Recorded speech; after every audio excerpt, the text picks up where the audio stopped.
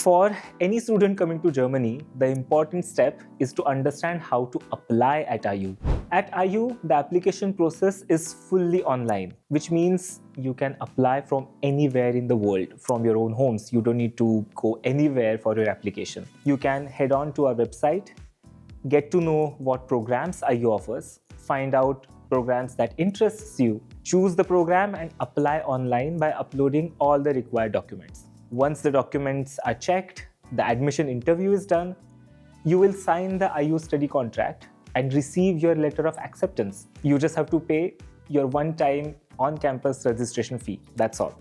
Our admission team will guide you through every step on the way, including checking your documents and confirming whether you meet the eligibility requirements for your chosen program. This way, there won't be any delays because of missing documents or forms. And even after you're admitted, the support definitely continues, especially when it comes to preparing for your visa application and your actual move to Germany.